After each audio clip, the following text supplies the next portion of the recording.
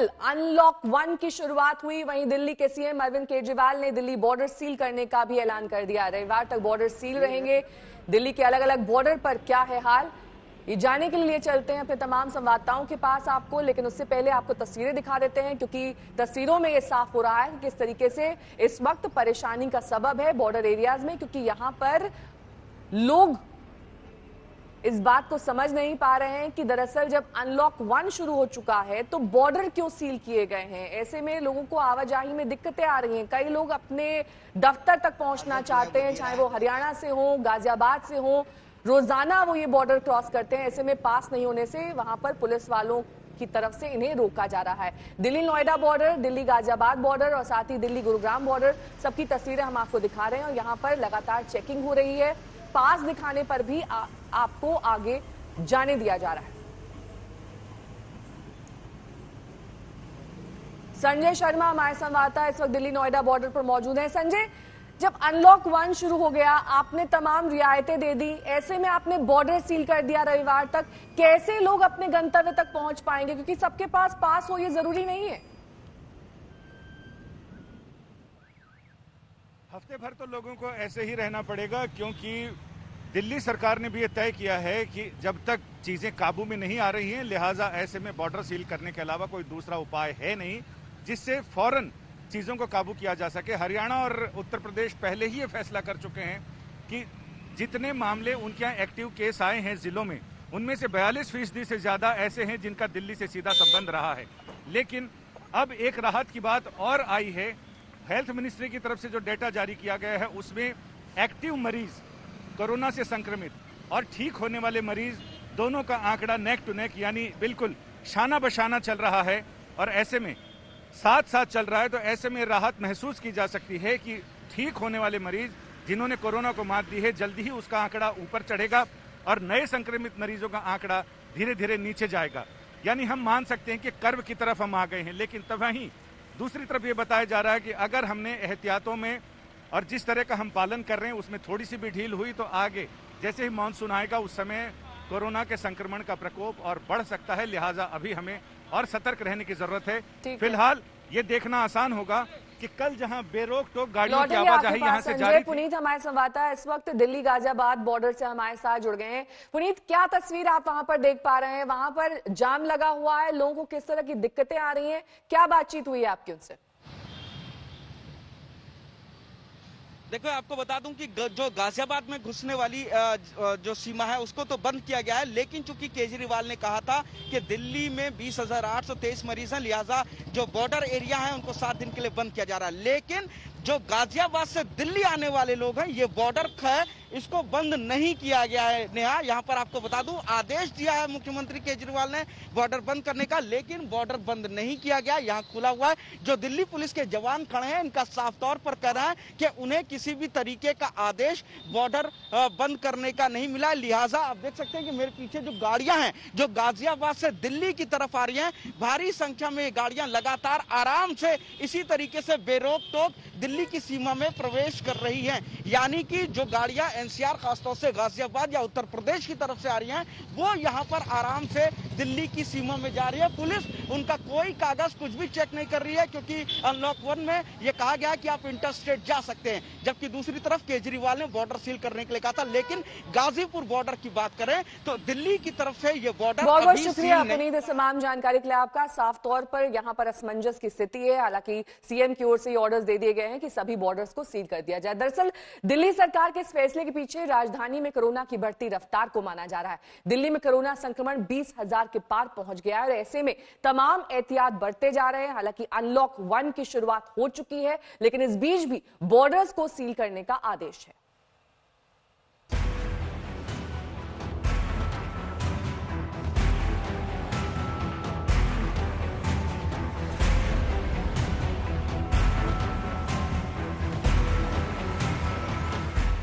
दिल्ली में बढ़ गई कोरोना की रफ्तार, संक्रमित 20,000 के पार। दिल्ली में अनलॉक 1 के पहले ही दिन बेकाबू हुआ कोरोना संक्रमण। दिल्ली में 24 घंटे में 1000 के करीब पहुंचा संक्रमितों का आंकड़ा। दिल्ली में 24 घंटे में ही 50 लोगों की मौत रिपोर्ट हुई। तो भले ही अनलॉक 1 में खुल गई हों दिल्ली की दुकानें, खुल गए हों दिल्ली के बाजार, बाजारों में उमड़ने लगे हों ग्राहक, मगर इस अनलॉक 1 में दिल्ली वालों को याद रखना होगा कि न तो कोरोना खत्म हुआ है और न ही कोरोना की रफ्तार में कमी आई है। देखिए ना, अनलॉक 1 के पहले ही दिन की तस्वीरें थी ये। पहले दिन ही दिल्ली की सड़कों पर लोगों का रेला निकल आया, गाड़ियों से पट गई दिल्ली की सड़क। सब इस बात से बेखबर कि कोरोना कहीं नहीं गया है। संक्रमण पहले से ज्यादा स्पीड में बढ़ रहा है। दिल्ली के आंकड़े डराने वाले हैं। दिल्ली में कोरोना संक्रमितों की संख्या 20,834 हो गई है। पिछले 24 घंटे में दिल्ली में कोरोना के 990 मामले सामने आए हैं। पिछले 24 घंटे में ही दिल्ली में 50 लोगों की मौत रिपोर्ट हुई है। दिल्ली में अब तक कोरोना संक्रमण से 523 लोगों की मौत हो चुकी है। दिल्ली के मुख्यमंत्री बार बार लगातार कह रहे हैं कि दिल्ली में कोरोना संक्रमण से डरने की कोई जरूरत नहीं है। ये थोड़ा चिंता का विषय है, लेकिन घबराने की कोई जरूरत नहीं है। मैं आपका मुख्यमंत्री आपको ये भरोसा दिलाना चाहता हूं कि आपकी सरकार कोरोना से 4 कदम आगे चल रही है। अब तो मौत के आंकड़ों में भी बढ़ोतरी हो रही है। दिल्ली वालों को डरना लाजमी है। देखिए, ये चिंता की बात है। हिंदुस्तान में कोरोना वायरस के केसेस लॉकडाउन अनलॉक 1 के बावजूद बहुत बढ़ रहा है। एक दिन में 8,000 का आंकड़ा पार कर रहे हैं 24 घंटे में। हालात चिंताजनक के साथ साथ भयानक भी हैं। आज कोरोना ने पश्चिम एमसीडी में भी घुसपैठ की। वेस्ट एमसीडी में 2 कर्मचारी कोरोना पॉजिटिव पाए गए हैं। हेल्थ विभाग की एक महिला के कोरोना पॉजिटिव पाए जाने के बाद हेल्थ विभाग का ऑफिस फिलहाल बंद कर दिया गया है। महिला के संपर्क में आए कर्मचारियों को क्वारंटीन कर दिया गया है। मान के चलिए कि दिल्ली कोरोना के ढेर पर बैठी है। हालात बिगड़ते ही जा रहे हैं और अब तो खतरा कई गुना बढ़ गया है, क्योंकि दिल्ली में दुकान, बाजार, सड़कें समेत बहुत सारी चीजें खुल गई हैं। अब दिल्ली वालों को ही तय करना है कि कोरोना से उन्हें कैसे बचना है। पंकज जैन और मनोरंजन कुमार के साथ पुनीत शर्मा, दिल्ली आज तक। दिल्ली में लॉकडाउन के बावजूद कोरोना का आंकड़ा तेजी से बढ़ रहा है। 25 मार्च को लॉकडाउन के दिन दिल्ली में 35 केस थे और 1 मौत हुई थी। ये हम शुरुआत से आपको आंकड़े दिखा रहे हैं। 15 अप्रैल को लॉकडाउन 2 शुरू हुआ, यानी कि लॉकडाउन 2.0। उस दिन दिल्ली में 1,578 मामले थे और मौत की संख्या बढ़कर 32 हो गई थी। 4 मई की अगर बात कर लें तो लॉकडाउन 3 देश में लागू हो चुका था और उस दिन दिल्ली में कोरोना से संक्रमित बढ़कर 4,898 हो चुके थे और मरने वालों की तादाद 64 हो गई थी। 18 मई को लॉकडाउन 4 शुरू हुआ। इस दिन राजधानी में कोरोना से बीमार लोगों की संख्या 10,000 पार कर गई और 160 लोग अपनी जान गंवा चुके थे। 1 जून की अगर बात करते हैं, 1 जून यानी कि कल अनलॉक 1 शुरू हुआ तो दिल्ली में 14 दिन में केस तकरीबन दोगुने होकर 20,834 को पार कर गए। मौत का आंकड़ा भी करीब 3 गुना बढ़कर 523 हो गया।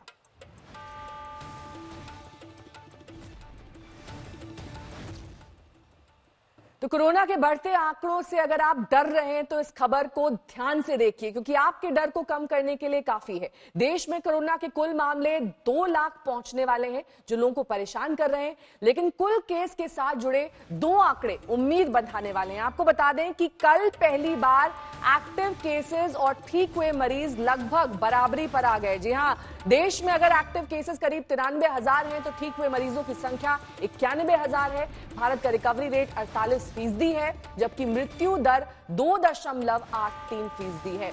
स्वास्थ्य मंत्रालय को उम्मीद है कि जल्द ही भारत में रिकवरी रेट 50% पार कर जाएगा। ये आंकड़ा देखिए किस तरह लगातार रिकवरी रेट बढ़ रहा है। 15 अप्रैल को ये 11.42% था, 3 मई को 26.59%, 18 मई को 38.29%, 1 जून को 48.19% और इससे ठीक विपरीत मृत्यु दर का आंकड़ा लगातार गिर रहा है। 15 मार्च 15 अप्रैल को ये 3.30% था, 3 मई को 3.25%, 18 मई को 3.15% और 1 जून को मृत्यु दर गिरकर 2.83% पर आ चुका है।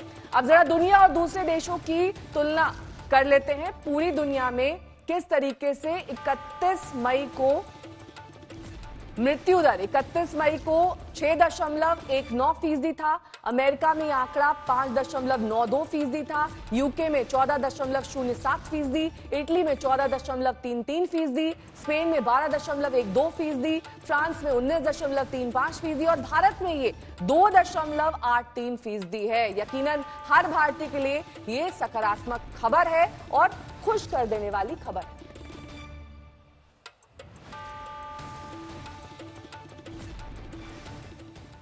और अब आपको लिए चलते हैं गाजियाबाद, क्योंकि वैशाली गाजियाबाद का अहम पॉश इलाका है जो इन दिनों कोरोना के मामले में जिला प्रशासन के लिए सिरदर्द बन गया है। पिछले कुछ दिन में लगातार केसेस मिलने की वजह से वैशाली में सेक्टर स्कीम लागू की गई है। इलाके को 4 सेक्टर्स और 2 जोन में बांट दिया गया है। हर सेक्टर में एक मजिस्ट्रेट, एक पुलिस अधिकारी और स्वास्थ्य विभाग के पैरामेडिकल स्टाफ होंगे। वैशाली के कई इलाकों को कंटेनमेंट जोन घोषित किया गया है। आज तक संवाददाता सुशांत मेहरा वैशाली में मौजूद है और सुशांत की तरफ रुख करेंगे। सुशांत, क्या हालात है इस वक्त वैशाली में, क्योंकि वहां की स्थिति काफी हद तक प्रशासन की नींद उड़ा रही है।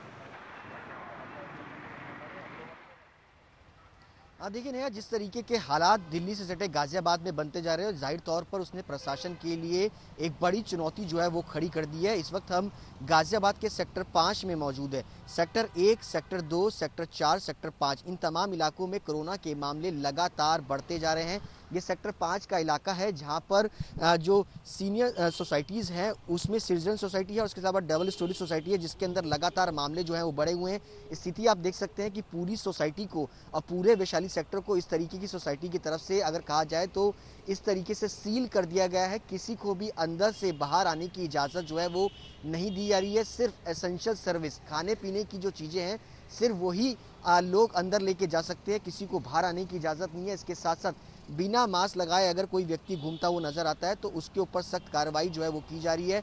तमाम ये गाड़ियां हैं जो कि एसेंशियल सर्विस से जुड़ी हुई हैं, खाने पीने की चीज़ें हैं, इनको भी बाहर रखा गया है, इनको भी अंदर जाने की इजाज़त नहीं है। सिर्फ जो लोग अंदर से आते हैं उनको फिलहाल ये सामान जो है वो दे दिया जाता है। इसके अलावा चाहे वो वेजिटेबल्स हो, फल फ्रूट्स हो, ताकि लोग बाहर ना निकले। जो लोग यहाँ पर काम कर रहे हैं, जो दिल्ली जाते हैं या आसपास कई मार्केट्स में काम कर रहे हैं, उनको सख्त हिदायत प्रशासन बहुत बहुत शुक्रिया सुशांत इस तमाम जानकारी के लिए आपका। वैशाली गाजियाबाद से हमारे संवाददाता सुशांत की ये रिपोर्ट आप देख रहे थे, किस तरीके से लगातार वहां पर मामले बढ़ रहे हैं और प्रशासन के लिए चिंता का सबब है। अब कोरोना से जुड़ा अपडेट आपको दिखा देते हैं। ताजा आंकड़े जो कि स्वास्थ्य मंत्रालय द्वारा रोज जारी किए जाते हैं। देश में कोरोना केस 2 लाख के करीब पहुंच गए हैं। 1,98,706 है कुल मरीज। ठीक हुए मरीजों की संख्या 95,527 है। मौत का आंकड़ा 5,598 तक पहुंच चुका है।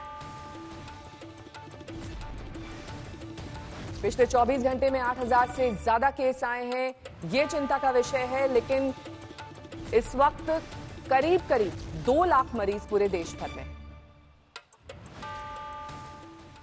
तो कोरोना से जंग की बात हो गई, अब एक और जंग की बात कर लेते हैं, वो है आतंकवाद के खिलाफ हमारी जंग की, क्योंकि इस लड़ाई में सुरक्षा बलों को आज एक बड़ी कामयाबी मिली है। पुलवामा के त्राल में सुरक्षा बल के जवानों ने एक बड़े ऑपरेशन को अंजाम देते हुए एक आतंकी को ढेर किया है। बीते 6 दिन में ये 14वां आतंकवादी है जो सुरक्षा बलों ने गोलियों से मार गिराया है। सटीक खुफिया जानकारी के आधार पर इस ऑपरेशन को अंजाम दिया गया। जानकारी के मुताबिक ये ऑपरेशन अब भी जारी है।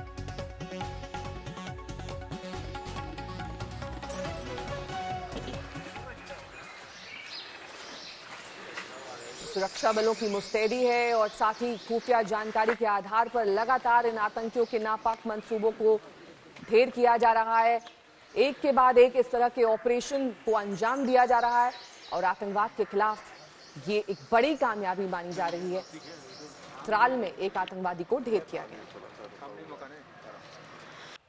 तो एक तरफ आपने देखा कि देश कोरोना से जूझ रहा है, दूसरी तरफ देश के दुश्मन जम्मू कश्मीर में आतंकी वारदात को अंजाम देकर देश को अस्थिर करने की फिराक में है। लेकिन सुरक्षा बलों की मुस्तैदी से उनकी एक नहीं चल रही है। देखिए पिछले एक हफ्ते से कैसे आतंकियों की बड़ी साजिशें नाकाम की जा रही हैं।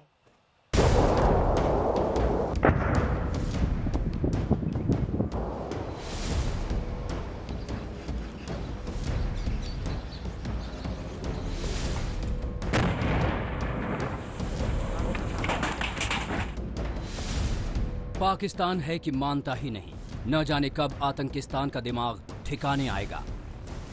इमरान खान का नया पाकिस्तान भी आतंकी उसी राह पर चल रहा है जिस पर अब तक हमारा पड़ोसी चलता आया है। सोमवार को पाकिस्तान ने एक बार फिर मनकोट और मेंढर सेक्टर में भारी गोलीबारी की। आतंकियों की घुसपैठ कराने के लिए पाकिस्तानी सेना ने कवर फायर देने के इरादे से मोर्टार दागे और हल्के हथियारों से गोलियां बरसाईं।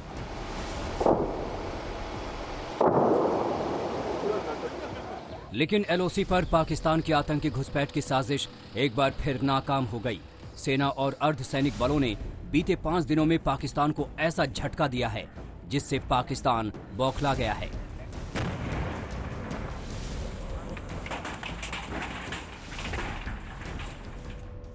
बीते 5 दिनों में लाइन ऑफ कंट्रोल यानी एलओसी पर घुसपैठ की कोशिश करते 13 आतंकियों को सेना ने मार गिराया है। 10 आतंकवादी मेंढर सेक्टर में और 3 आतंकवादी नौशेरा सेक्टर में मारे गए हैं। सेना ने आतंकियों के पास से 2 AK-47, अमेरिकी राइफल, चीनी पिस्टल और ग्रेनेड बरामद किए हैं। उधर जम्मू कश्मीर पुलिस ने बड़गाम में एक बड़े नार्को टेरर मॉड्यूल को बेनकाब किया है। पुलिस ने 6 लोगों को गिरफ्तार किया है जो जैश ए मोहम्मद के आतंकवादियों को मदद पहुंचाते थे। जम्मू से सुनील जी भट्ट के साथ आज तक ब्यूरो।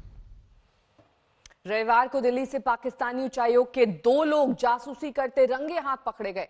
आज तक उन दोनों जासूसों का गिरफ्तारी से ठीक पहले का वीडियो बरामद हुआ है, देखिए।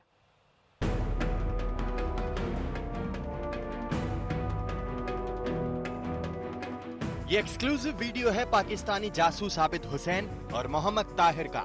दोनों पाकिस्तानी उच्चायोग में काम करते थे। ये वीडियो दोनों की गिरफ्तारी से ठीक पहले का है। देखिए कैसे कंधे पर बैग लटकाए आबिद बेफिक्र होकर करोल बाग के बाजार में घूम रहा है। उसे जरा भी अंदाजा नहीं था कि उसकी साजिशों की खबर दिल्ली पुलिस को लग चुकी है। मिलिट्री इंटेलिजेंस यूनिट ने दिल्ली पुलिस के स्पेशल सेल के साथ जाल बिछाकर दोनों को रविवार को करोल बाग से रंगे हाथ दबोच लिया। उच्चायोग में काम करने की आड़ में दोनों जासूसी करते थे। भारत की आंतरिक सुरक्षा तैयारियों से जुड़े दस्तावेज हासिल करना इनका नापाक मकसद था। एम्बेसी का ड्राइवर जावेद भी इसी जासूसी नेटवर्क का हिस्सा था। पाक के जासूस आबिद के पास से गीता कॉलोनी के किसी नासिर गौतम के नाम का आधार कार्ड भी मिला है। इस आधार कार्ड की जांच की जा रही है। अब जासूस तिकड़ी के काम करने का तरीका भी समझ लीजिए। इनके निशाने पर होते थे सेना के जवान। ये तिकड़ी खुद को हिंदुस्तानी बताती थी। आईएसआई इनको लिस्ट देती थी कि किनको टारगेट करना है। दोनों वीजा सहायक आईएसआई के संपर्क में थे। जावेद का काम था दिल्ली में दोनों को अलग अलग इलाकों में ले जाना। जावेद दोनों के लिए फर्जी दस्तावेज भी बनवाता था। इनसे कुछ दस्तावेज भी बरामद हुए हैं। मुनीश पांडे, दिल्ली आज तक। और अब बात उस याचिका की करेंगे जिस पर आज सुनवाई होनी है। क्या भारत को इंडिया कहना सही है या फिर नहीं? एक देश के 2 नाम क्यों नहीं हो सकते? भारत से इंडिया हटाने की मांग वाली अर्जी पर सुप्रीम कोर्ट में अब से कुछ ही देर बाद सुनवाई होनी। भारत हमको जान से प्यारा है, सबसे न्यारा गुलिस्तां हमारा है। कौन है ये भारत जिसके लिए 130 करोड़ लोग अपनी जान हथेली पर लेकर चलते हैं? और कौन है ये भारत जिसको जानने के लिए हमारे संविधान में लिखा गया India that is Bharat. India अर्थात भारत। आज यही सवाल सुप्रीम कोर्ट तक पहुंच गया है, जहां मंगलवार को मुख्य न्यायाधीश S.A. बोबड़े सुनवाई करेंगे। यहाँ हमारे सर्वोच्च न्यायालय के न्यायाधीश और तीनों जजों की बेंच जो भी उचित समझे वो निर्णय ले और वो सभी को मान्य होगा और हमको भी मान्य होगा। देखते हैं 2 जून को क्या रहेगा। जब अमेरिका का नाम हर भाषा में अमेरिका है, जापान का जापान और पाकिस्तान का पाकिस्तान, तो फिर भारत का नाम इंडिया क्यों? इस क्यों को लेकर एक शख्स ने सुप्रीम कोर्ट का दरवाजा खटखटा दिया। याचिकाकर्ता नमह ने सुप्रीम कोर्ट में याचिका लगाई है कि इंडिया शब्द गुलामी की निशानी है और इसीलिए उसकी जगह भारत या हिंदुस्तान का इस्तेमाल होना चाहिए। याचिकाकर्ता चाहता है कि इसके लिए संविधान के अनुच्छेद को बदला जाए, जिसमें लिखा है कि इंडिया यानी भारत राज्यों का संघ होगा।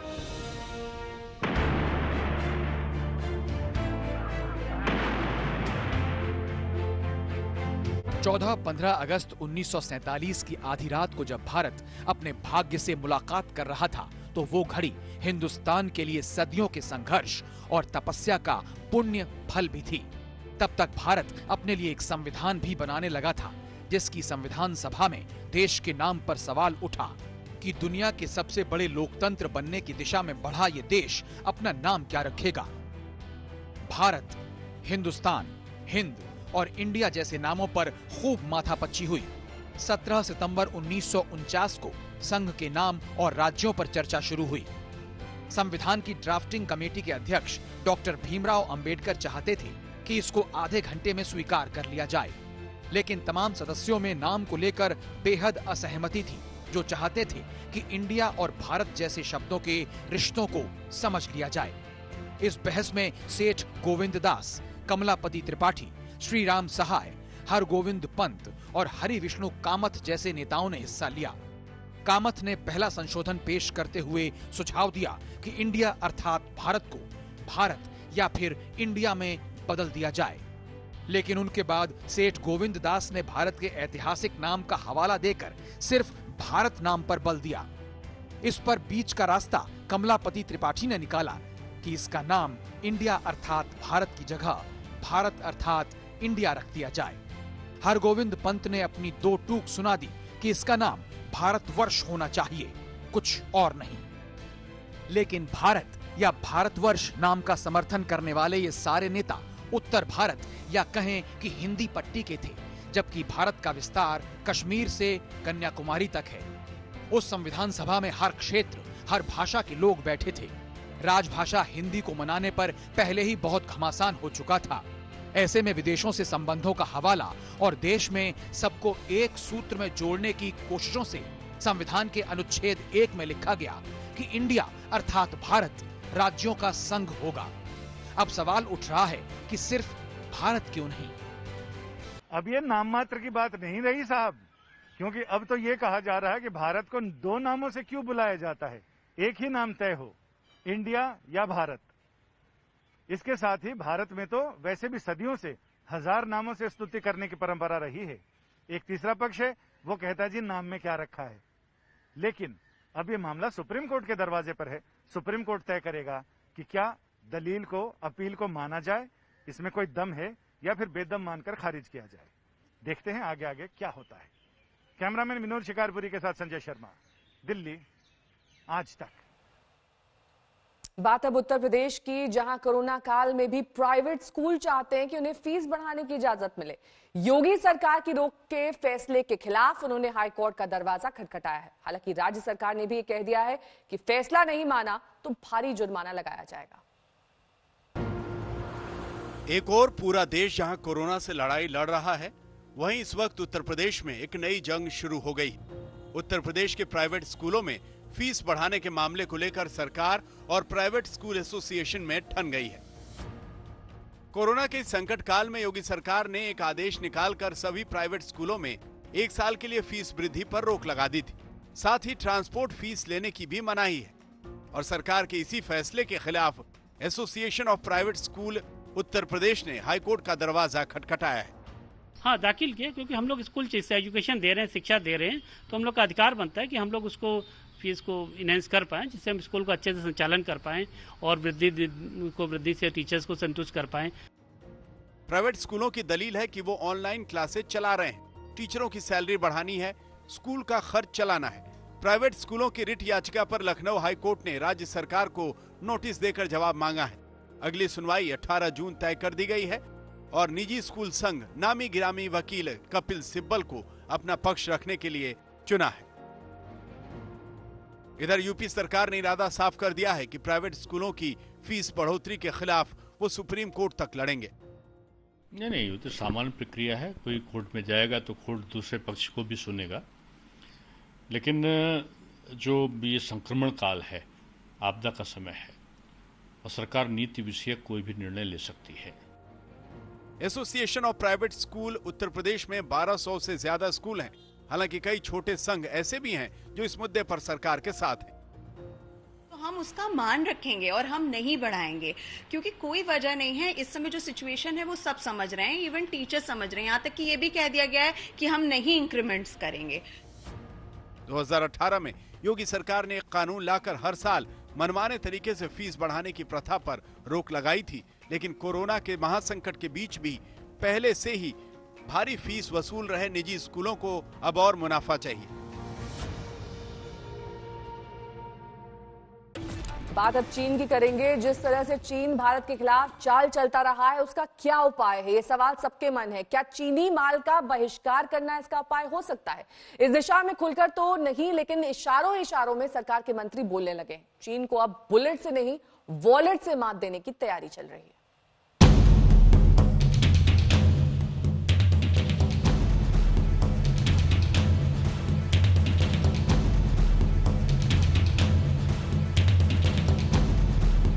लद्दाख में हमारी सरहद का अतिक्रमण करता है वो है चीन। नेपाल जैसे भारत के दोस्त को भड़काता है वो है चीन। भारत में आतंक फैलाने वाले पाकिस्तान को शह देता है वो है चीन। तो इस चीन से कौन रखे दोस्ती, क्यों रखे दोस्ती?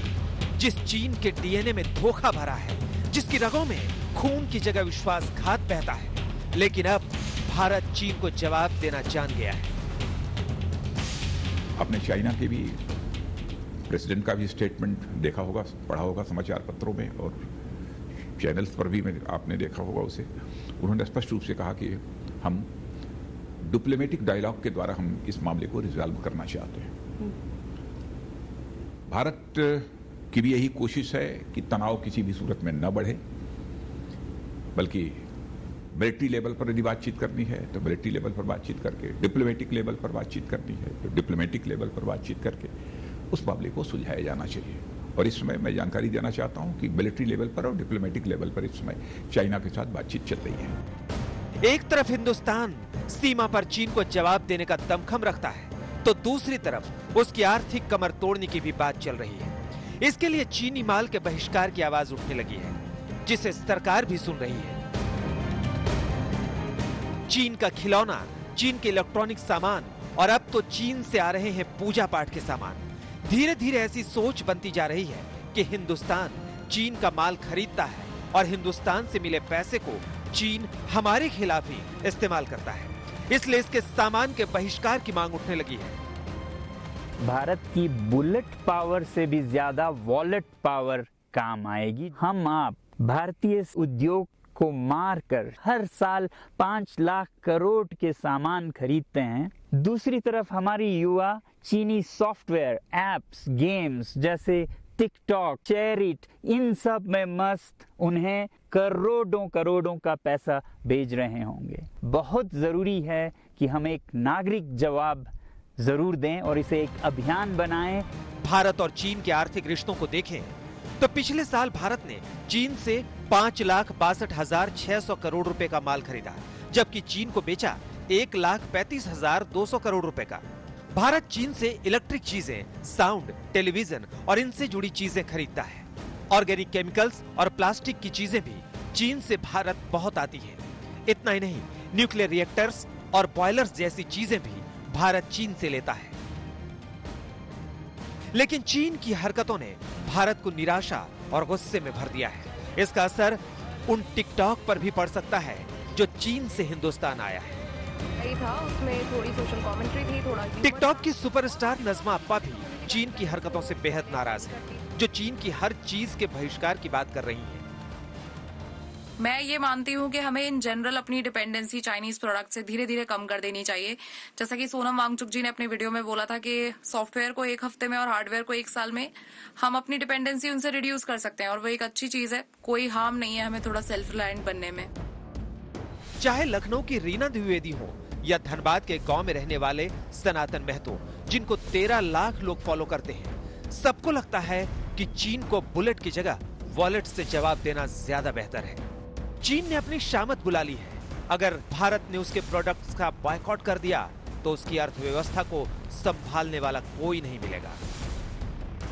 आज तक ब्यूरो। आपने देखा कि किस तरीके से बुलेट को वॉलेट से मारने की कोशिश है, लेकिन एक और जंग चल रही है, ये है ऑनलाइन वॉर। आइए अब आपको दिखाते हैं क्या है ये साइबर वॉर जिसके जरिए चीन भारत को घेरना चाहता है।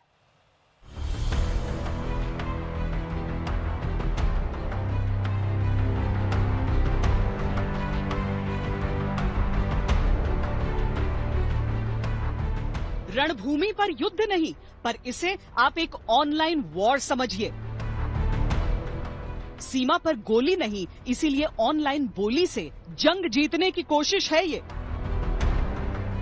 और इस जंग में पाकिस्तान और चीन साथ साथ कर रहे हैं काम।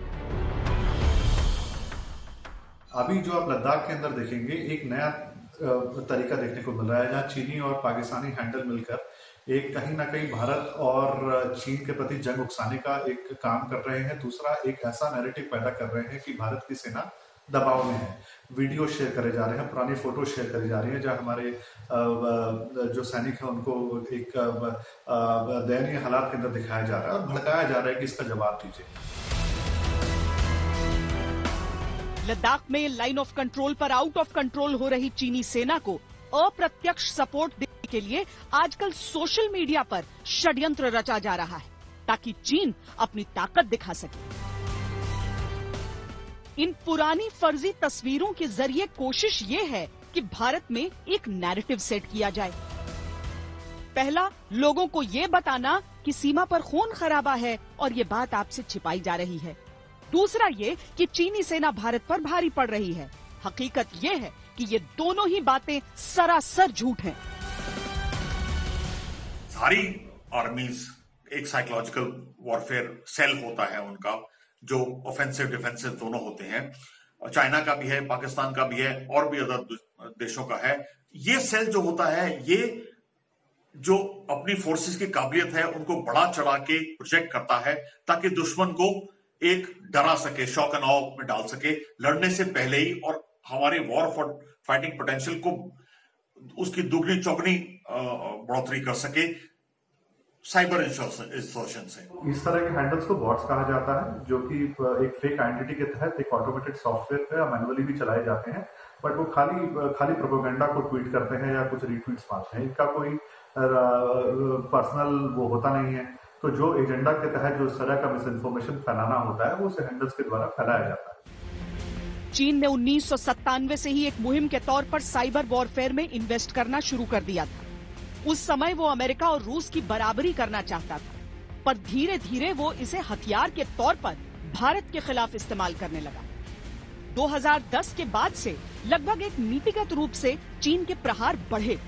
चीन साइबर स्पेस के जरिए भारत की कई संवेदनशील जानकारियां चुराने की कोशिश करता रहा। इसी साल मार्च में राज्यसभा में सरकार की ओर से एक प्रश्न का जवाब देते हुए कहा गया कि पिछले 5 सालों में चीन ने 1,29,747 भारतीय वेबसाइट्स को हैक किया। और अब चीन हैकिंग से आगे बढ़कर ऑनलाइन प्रोपेगेंडा को एक हथियार बना रहा है। स्पष्ट है कि मौजूदा दौर में जब चीन दुनिया की नजर में पहले ही बहुत गिरा हुआ है, वो कोई खतरा नहीं उठाना चाहता। इसीलिए अपने पाकिस्तानी गुलामों की मदद से LAC की एक झूठी तस्वीर गढ़ना चाहता है। देखिए, एक तो देश के पास एक सशक्त नेतृत्व भी है, सक्षम नेतृत्व भी है। देश का मस्तक कभी झुकने नहीं देंगे। यह भरोसा तो देश की जनता को है। मैं समझता हूं देश की जनता को मुझे आश्वस्त करने की जरूरत नहीं है, देश की जनता को यह भरोसा है। चीन ने साइबर अटैक्स के जरिए पहले भारत को टारगेट बनाया, अब ऑनलाइन प्रोपेगेंडा के जरिए। यहां तक कि जो भारत के आंतरिक मामले हैं, उनमें अफवाहों की कड़ियां चीन से जाकर जुड़ती हैं और ये बात सिद्ध भी हुई है। लेकिन अब लाइन ऑफ एक्चुअल कंट्रोल पर जो परिस्थितियां हैं, उसकी एक झूठी तस्वीर पेश करके जाहिर है चीन की कोशिश यही है कि तनाव किसी तरीके से वो बढ़ा सके। अभिषेक भल्ला के साथ श्वेता सिंह, दिल्ली आज तक। 1967 में भारतीय सेना ने चीन को ऐसा सबक सिखाया था, तभी से उसने भारत पर गोलियां चलाना बंद कर दिया। 67 में सितंबर और अक्टूबर के महीने में चीन ने सिक्किम के नाथुला और चोला में भारत पर हमला करते हुए भारत की जमीन पर आगे बढ़ने और LAC को बदलने की कोशिश की थी।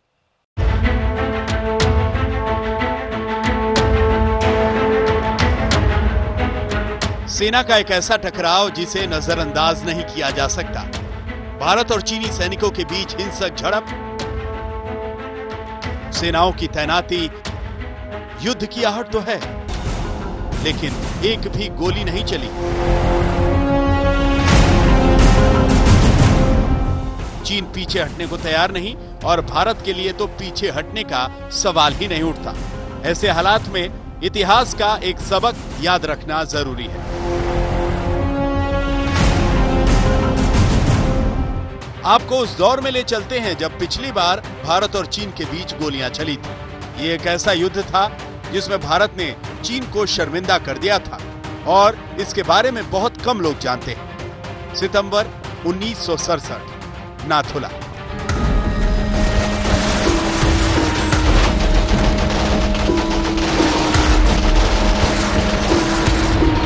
उन्नीस से 5 साल पहले भारत 1962 के युद्ध में चीन से शिकस्त खा चुका था। 1962 में चीन का धोखा और उस युद्ध की हार भारतीय जनमानस में एक गहरे शोक की तरफ बैठ गई थी। लेकिन इसके 5 साल बाद भारत ने चीन से जबरदस्त मुकाबला किया। 1967 का टकराव तब शुरू हुआ जब भारत ने नाथुला से सेबुला तक तार लगाकर बॉर्डर को परिभाषित किया। भारत के ऐसा करते ही चीन ने आपत्ति की और हाथापाई और टकराव की नौबत आ गई। कुछ दिन बाद चीन ने मशीन गन फायरिंग की मदद से भारतीय सैनिकों पर हमला किया और भारत ने इसका जवाब दिया। कई दिनों तक ये लड़ाई चलती रही और भारत ने अपने जवानों की पोजीशन बचा कर रखी। सैम मानेकशॉ तब ईस्टर्न आर्मी कमांडर थे और नाथुला पर मौजूद थे। अपनी बेइज्जती होने के बाद चीनी सेना ने 20 दिन बाद फिर से भारतीय इलाके में आगे बढ़ने की कोशिश की। अक्टूबर 1967 में सिक्किम तिब्बत बॉर्डर के चोला में यह घटना हुई थी और ये जगह नाथुला के पास ही थी। कुछ जवानों की शहादत के बावजूद भारत ने तब भी चीन को करारा जवाब दिया था और चीन को अपने इरादों के साथ पीछे धकेल दिया था। तब भारतीय सेना के ऐसे तेवर देखकर चीन भी हैरान रह गया था। उस समय भारत के 80 सैनिक शहीद हुए थे और चीन के 300 से 400 सैनिक मारे गए थे। माना जाता है कि 1967 में भारत के इस शौर्य की वजह से ही उसके बाद भारत और चीन के बीच कभी गोलियां नहीं चली। भारत और चीन संघर्ष और संबंधों की पहेली उलझती जा रही है, लेकिन इतना तो साफ है कि ये 1962 वाला भारत नहीं है। ये 2020 का नया भारत है जो अपने आप में महाशक्ति है। आज तक ब्यूरो। अपनी ताकत के नशे में चूर चीन को मंजूर नहीं कि भारत नियंत्रण रेखा पर सड़कों का जाल बिछा ले। उसे ये बर्दाश्त नहीं कि भारत सरहदी इलाकों पर पुल और हवाई पट्टी बना ले। लेकिन भारत ने भी ठान लिया है कि चीन चाहे कितना भी क्यों न तिल मिलाए, वो पूरी रफ्तार से विकास के काम को आगे बढ़ाता रहेगा।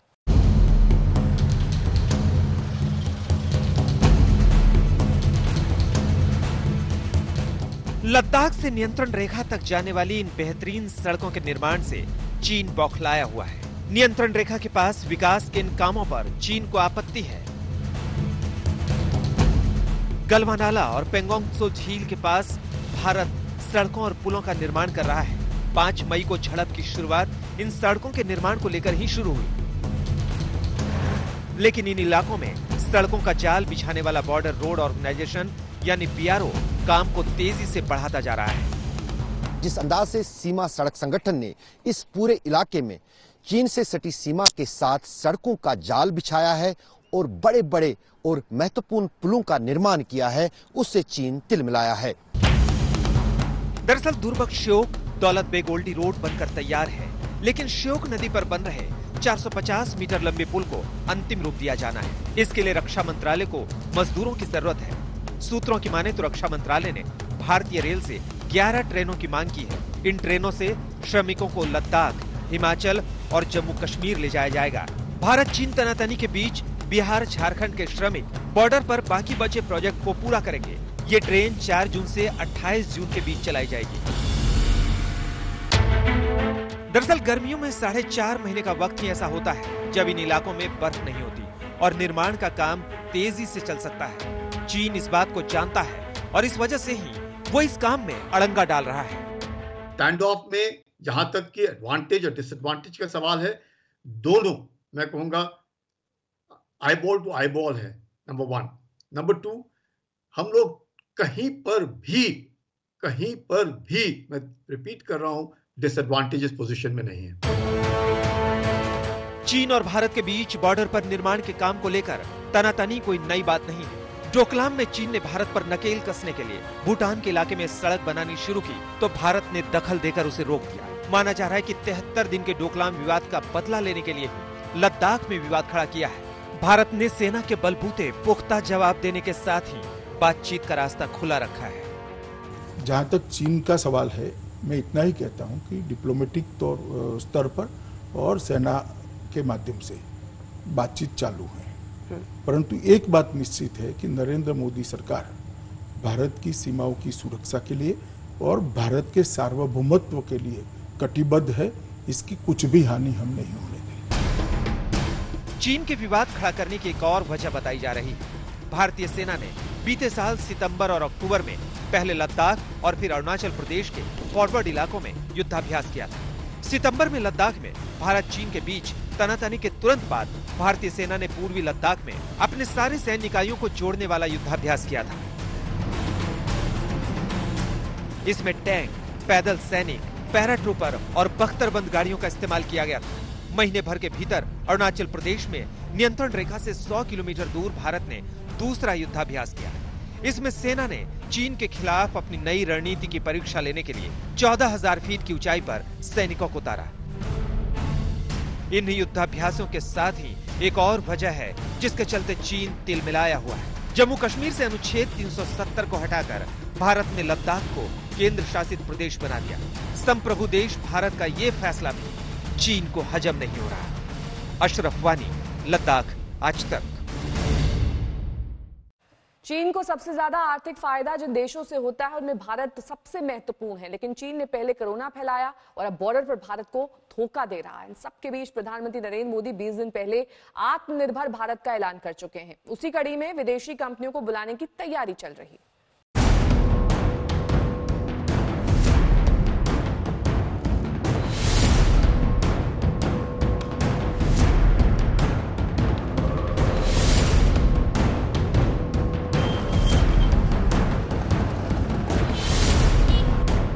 ये तस्वीरें कोरोना से लड़ते हिंदुस्तान की है।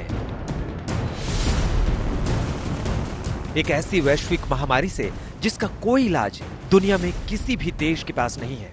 ऐसे में सारे देश जहां बचाव की मगजमारी में लगे हैं, प्रधानमंत्री नरेंद्र मोदी ने उसी बीच 4 कदम आगे की सोच लिया। विश्व की आज की स्थिति हमें सिखाती है कि इसका मार्ग एक ही है, आत्मनिर्भर भारत। कोरोना के इस दौर में देश का कामकाज करीब 55 दिनों तक ठप रहा। इसका असर देश की अर्थव्यवस्था पर पड़ा। कोरोना के कारण अप्रैल में ही 91% से ज्यादा छोटे कारोबारियों और मजदूरों का काम धंधा बंद हो गया। 18% से ज्यादा कारोबारियों के कामकाज ठप पड़ गए। कंपनियों में काम करने वाले 17% से ज्यादा लोग बेरोजगार हो गए। पिछले साल मई में बेरोजगारी दर 7.03% थी, जो इस साल मार्च में 8.74% थी, लेकिन अप्रैल बीतने तक ये 23.52% तक पहुंच गई। लेकिन ऐसे हालात में भी विचलित होने की जगह सरकार ने तय किया कि वह आत्मनिर्भर भारत की दिशा में बढ़ेगा। ढेर सारी चीजों को आत्मनिर्भर भारत बनाने की दृष्टि से बदला गया है और एक कोरोना के पीरियड में भी बहुत सारे फैसले हुए हैं, जिसको वित्त मंत्री जी ने अभी सबके सामने रखा था। मैं मानता हूं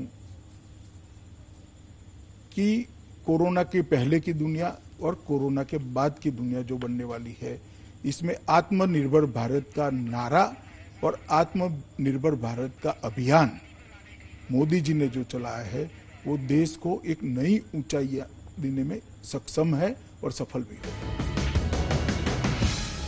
भारत सरकार ने आत्मनिर्भर बनने का नारा ही दिया कि कई कंपनियां चीन से उठकर भारत की तरफ उम्मीद भरी नजरों से देखने लगी।